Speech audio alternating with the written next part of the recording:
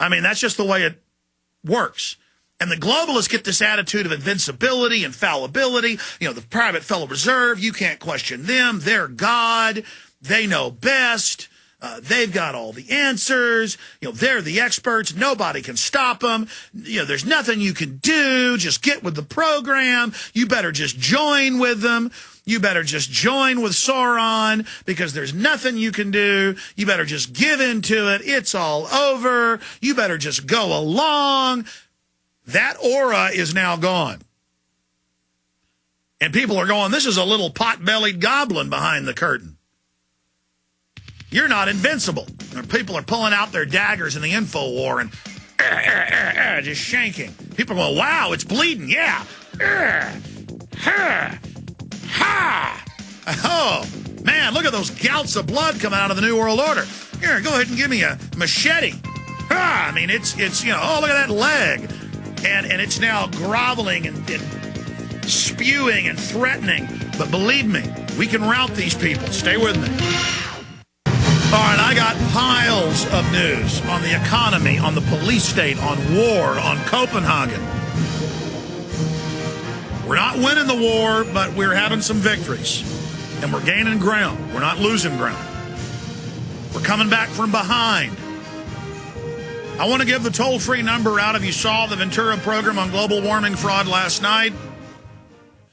If you want to talk about anything that Lord Monckton discussed, government-run health care may not pass the Senate this year. Even if it does, Pelosi, now they do play possum, but I've looked at it. It looks like she's not just playing possum to get people to stand down. That's part of it. She also doesn't want it to look like a defeat if the House isn't able to pass this year.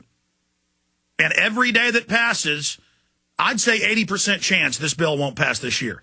And by next week, it's a 90% chance. And then if we get it into next year, more time to expose what's in that bill, there is a 50-50 chance it'll pass. Because then they'll have more time. But then we can run the clock up on them again. So we are at that crossroads right now. And you need to go to your congressman's meeting, your senator's meeting. You need to go to their office, their local office, and tell them you're going to be campaigning against them and exposing them. You need to physically call them, physically visit them.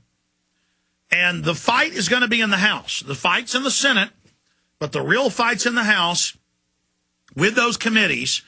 They're going to have to go back and forth with the Senate and the House version. They're probably going to get it this year, early next year in the Senate. But it's going to be two different bills. And boy, is it bad. 5 years in prison, $250,000 fines. I mean, it's hard to believe this is really in there. But it is.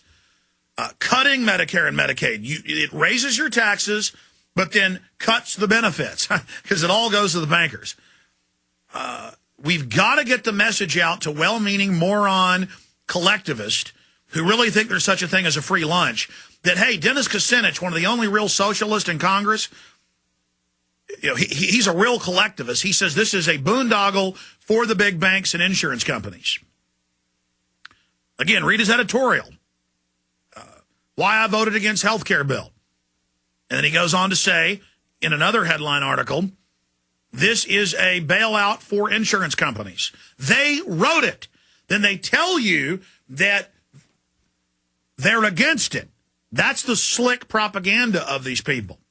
They use psychology. And so you've got to reach out to constituents of people like Lloyd Doggett here in Texas and others and just say, look, I am going to go and vote against you with whoever has a chance to beat you. And then if they're bad, we'll vote them out. But we're going to get rid of you politically if you do this. So we need to keep pressure on the Senate because they're losing momentum. They've almost got it. They've almost got it. The government getting more control over our lives and being able to dole out health care to us. Back when there was no government involved in healthcare 30, 40 years ago, we had much better healthcare, much lower. The more money government pours into healthcare, the more the price goes up because they're destroying competition. Also, we've got 30 million illegal aliens in this country who get free healthcare. We're all fitting the bill for that. I mean, I don't personally dislike the illegal aliens, but they're bankrupting the country, which is what the banks want. They want us dependent. They want the state governments bankrupt so they can come in with even more government as the solution. See, if the globalists are for war, I'm against it. If the globalists are for open borders, I'm against it. If the globalists are for giving themselves more power, I'm against it. If the globalists, everything they do is criminal. It's very simple. But you've got to find out what they're actually against. See, they know a lot of you figured out that whatever the establishment's for, you're against. So they come out and say, oh, big oil doesn't want the global carbon tax. They wrote the plan. Oh, insurance companies don't want this reform. They wrote the plan on record. So see, you've got to find out what the elite is really for and then oppose it. And they want this Copenhagen Treaty. They want this global government, this private global corporate government. And that's why we've got to be against it. They want to use hundreds of millions of third world people to come in here as a weapon to take over our voting system and vote for gun control and vote for more tyranny. I'm sorry, I read the voting records of these immigrants, and they are ignorant people from lands of tyranny, and they vote exactly as the local socialist pimp tells them. And we better shut down the border and deport these illegals, or we're dead. We'll be right back.